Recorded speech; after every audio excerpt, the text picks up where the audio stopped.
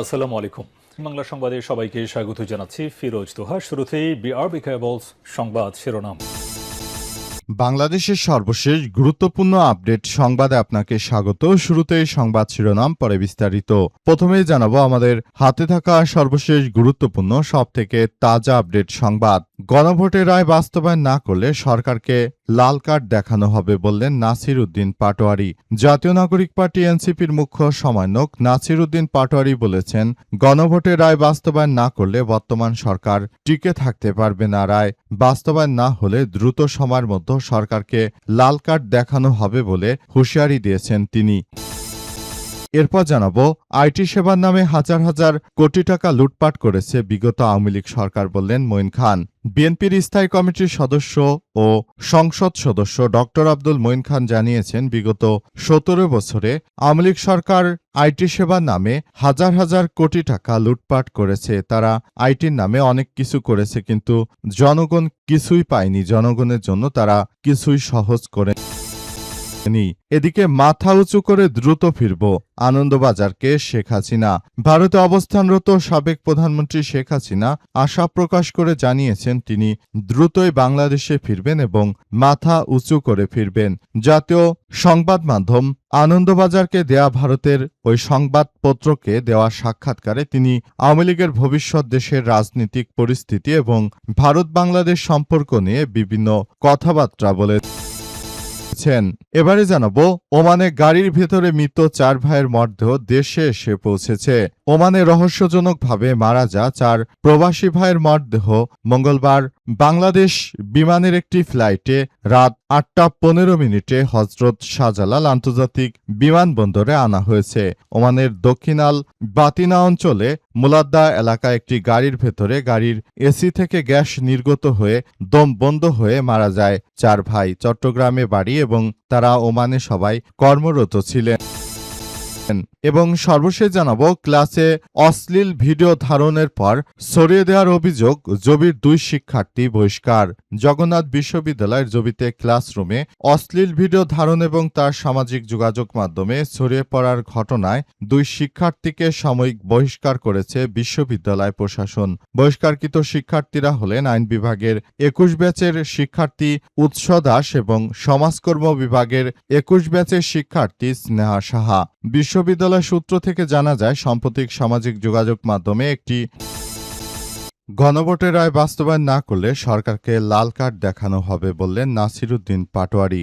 জাতীয় নাগরিক পার্টি এনসিপির মুখ্য সমন্বয়ক নাসির উদ্দিন পাটোয়ারি জানিয়েছেন যে, বর্তমান সময় সরকার যদি গণভোটের রায়কে বাস্তবায়ন না করে তাহলে অবশ্যই সরকারকে লাল কার্ড দেখানো হবে। সরকারকে এমনভাবে লাল কার্ড দেখানো হবে যাতে করে সরকার আর কখনোই ঘুরে দাঁড়াতে না পারে। এ অবস্থায় নতুন করে আবারও ব্যাপক সংঘর্ষ শুরু হওয়ার তিনি আশঙ্কা প্রকাশ করেছেন। তিনি জানান যে, বর্তমান সরকার যে ধরনের সন্ত্রাসী কার্যক্রমের সঙ্গে যুক্ত রয়েছে সেটি আসলে কোনোভাবেই মেনে নেওয়া যায় না। সরকার শুরু থেকে যে ধরনের সন্ত্রাসী কার্যক্রমগুলো চালিয়ে যাচ্ছে সেটি আমাদের সবার জন্য খুবই ভয়াবহ এক বিপর্যয়কর পরিস্থিতির দিকে ঠেলে দিচ্ছে।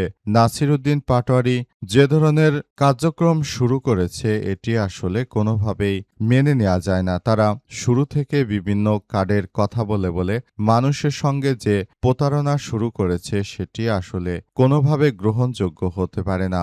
সরকারকে বলবো, আপনারা এখনই এই ধরনের কার্যক্রম থেকে এখনই ফিরে আসুন। যদি এটি না করতে পারেন তাহলে সবকিছু ধ্বংসস্তূপে পরিণত হওয়ার জন্য বিএনপিকে অবশ্যই কাঠগড়ায় দাঁড় করাতে হবে বলে এমন তথ্য সামনে নিয়ে আসা হয়েছে। সারা বিশ্ব জুড়ে যে ধরনের সন্ত্রাসী কার্যক্রমগুলো চলছে সেগুলোর জন্য যেমন দখলদারেরা দায়ী, তেমনি বাংলাদেশে এই সন্ত্রাসী কার্যক্রমের জন্য বর্তমান বিএনপি সরকারকে দায়ী করা হচ্ছে। আইটি সেবা নামে হাজার হাজার কোটি টাকা লুটপাট করেছে আওয়ামী লীগ বললেন মঈন খান। বিএনপির স্থায়ী কমিটির সদস্য সংসদ সদস্য ডক্টর আব্দুল মঈন খান জানিয়েছেন, বিগত ১৭ বছর আওয়ামী লীগ সরকার আইটি সেবা নামে হাজার হাজার কোটি টাকা লুটপাট করেছে। তারা আইটির মাধ্যমে অনেক কিছু করেছে, তবে জনগণের জন্য কিছুই সহজ করেনি। আজ দুপুরে নরসিংদীর পলাশে ৩ দিনব্যাপী ভূমি সেবা মেলার উদ্বোধনী অনুষ্ঠানে প্রধান অতিথির বক্তৃতায় তিনি এসব এসব কথা জানিয়েছেন। মঈন খান জানান, বিগত ৪৫ বছরও নিজের নামে তিনি নামজারি করতে পারেননি। তিনি আরও বলেন, সেবার নামে শুধু মুখরোচক কথাবার্তা বললেই হবে না, দেশের আইটি ব্যবস্থা সহজ করে প্রতিটি মানুষের সেবা নেয়ার প্রক্রিয়াকে সহজ করে গড়ে তুলতে হবে। তিনি আরও জানান, জনগণের ভূমি সেবা জটিলতা নিরসনে বর্তমান সরকার বদ্ধপরিকর। সেই লক্ষ্যে দেশব্যাপী ভূমি সেবা চালু করা হয়েছে। পলাশ উপজেলা নির্বাহী কর্মকর্তা ইশতিয়াক আহমেদের সভাপতিত্বে এ সময় আরও বক্তব্য রাখেন সহকারী কমিশনার ভূমি রাকিন মাসরুর খান, পলাশ থানার ওসি শাহেদ আল মামুন, উপজেলা বিএনপির সাধারণ সম্পাদক প্রফেসর সাইফুল হক, সিনিয়র যুগ্ম সদস্য সচিব সহ আরও বিভিন্ন পর্যায়ের নেতৃত্ববৃন্দ। তারা জানিয়েছে যে বিএনপির এই আইটি সেক্টরটিতে তৎকালীন প্রতিমন্ত্রী জুনায়েদ আহমেদ পলক দায়িত্বে ছিলেন। তিনি থাকাকালীন বিদেশে হাজার হাজার কোটি টাকা লুটপাট করে বাংলাদেশটাকে ফোকলা করে দিয়েছে। বাংলাদেশের অর্থনীতি ধ্বংসস্তূপে পরিণত করেছে জুনায়েদ আহমেদ পলকের মতো সন্ত্রাসীরা। তাদেরকে আইনের আওতায় আনা হয়েছে। আশা করছি তাদের বিচার এই বাংলাদেশের মাটিতেই হবে, কারণ তারা যতই কার্যক্রম চালাক না কেন এই সন্ত্রাসীদের আর রক্ষা করতে পারবে না বলে জানিয়েছে বিএনপির নেতৃত্ববৃন্দরা। এবং তারা এও জানিয়েছে যে বাংলাদেশ হচ্ছে একটি দরিদ্রতম দেশ। এদেশের জনগণকে নিয়ে যারা সিনিমিনি খেলে তাদের বিচার বাংলাদেশের মাটিতেই হবে। বিগত ১৭ বছর ধরে শুধুমাত্র গালগল্প শোনা গেল, প্রকৃতপক্ষে আমরা বাংলাদেশটাকে সুন্দরভাবে গড়ে তোলার ক্ষেত্রে কোনো কার্যকর পদক্ষেপ গ্রহণ করতে পারিনি। মাথা উঁচু করে দ্রুত ফিরব, আনন্দবাজারকে শেখ হাসিনা। ভারতে অবস্থানরত বাংলাদেশের সাবেক প্রধানমন্ত্রী হাসিনা আশা প্রকাশ করে জানিয়েছেন তিনি দ্রুতই নাকি বাংলাদেশে ফিরবেন এবং মাথা উঁচু করে ফিরবেন। ভারতীয় সংবাদ মাধ্যম আনন্দবাজারকে দেয়া এক সাক্ষাৎকারে তিনি আওয়ামী লীগের ভবিষ্যৎ, দেশের রাজনৈতিক পরিস্থিতি এবং ভারত বাংলাদেশ সম্পর্ক নিয়ে কথা বলেছেন। শেখ হাসিনা জানান, অতীতে আমাকে হত্যা চেষ্টা করা হয়েছে, কিন্তু আওয়ামী লীগকে দমন করা যায়নি। তার ভাষ্য, সৃষ্টিকর্তা বাঁচিয়ে রেখেছেন বলে তিনি আবারও দেশে ফিরে গণতন্ত্র ও পরিবেশ পুনঃপ্রতিষ্ঠার কাজ করবেন। আওয়ামী লীগের উপর নিষেধাজ্ঞা প্রসঙ্গে তিনি জানিয়েছেন, বঙ্গবন্ধুকে হত্যা ও দলকে নিশ্চিহ্ন করার চেষ্টা হয়েছিল, কিন্তু আওয়ামী লীগ আরও শক্তিশালী হয়ে ফিরে এসেছে। তার দাবি, দেশে এখনও দলের বিপুল সংখ্যক সমর্থক ও নেতাকর্মী রয়েছে, তারা বর্তমান সরকারের বিরুদ্ধে সক্রিয় অবস্থানে রয়েছে। তিনি আরও জানান, দল আরও সংগঠিত হয়ে ফিরে আসবে এবং সেই প্রস্তুতি নীরবে চলছে। দেশের বাইরে অবস্থানরত নেতাকর্মীদের বিষয়ে হাসিনা জানিয়েছেন, কেউ স্বেচ্ছায় দেশ ছাড়েনি, অনেকেই জীবন বাঁচাতে বাধ্য হয়ে বিদেশে পালিয়ে গেছে। তিনি অভিযোগ করেছেন, অনেক নেতাকর্মী হত্যা, হামলার শিকার। বিদেশে থাকা নেতারা আন্তর্জাতিক মহলে বাংলাদেশের পরিস্থিতি তুলে ধরছেন বলেও দাবি করেছেন হাসিনা।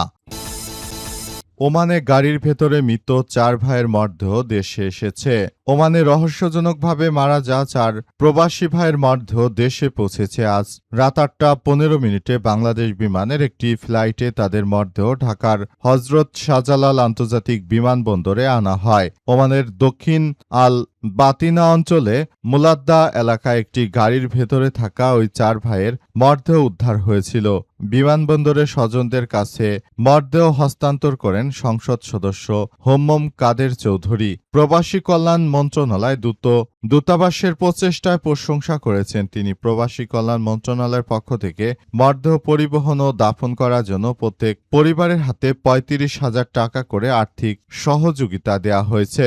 বুধবার ২০ মে সকালে নামাজে জানাজা শেষে পারিবারিক কবরস্থানে তাদের দাফন করা হয়। সরকারের পক্ষ থেকে তাদের মৃত্যুতে গভীর শোক জানানো হয়েছে এবং বিষয়গুলো অত্যন্ত ভাবার বিষয়, কারণ বাংলাদেশের এভাবে বিপুল সংখ্যক মানুষের মৃত্যু মেনে নেওয়া যায় না। একটি গাড়ির মধ্যে ৪ ভাই ওমানে কর্মরত থাকা অবস্থায় তারা গাড়ি দিয়ে যাওয়ার সময় হঠাৎ করে গাড়ির এসির সমস্যার কারণে, গ্যাস লিকেজের কারণে তাদের গাড়িতে কার্বন মনোক্সাইড গ্যাস ঢুকে পড়ে এবং সেখানে দমবন্ধ হয়ে ৪ ভাই মারা গেছে। এবং তারা খুবই দুঃখজনক হলেও সত্য যে তারা অনেক প্রচেষ্টা চালিয়েছিল বেঁচে থাকার, কিন্তু শেষ পর্যন্ত তাদের আর শেষ রক্ষা হয়নি। আল্লাহ পাকের ডাকে তারা সাড়া দিয়ে ৪ ভাই ওপারে চলে গেছে। তবে পরিস্থিতি যতই খারাপ হোক না কেন তাদের পরিবারকে যেন আল্লাহ তাআলা ধৈর্য ধারণ করার তৌফিক দেন, সেই প্রত্যাশা আমাদের। তাদের বাড়িসহ এলাকাবাসী নিস্তব্ধ হয়ে গেছে।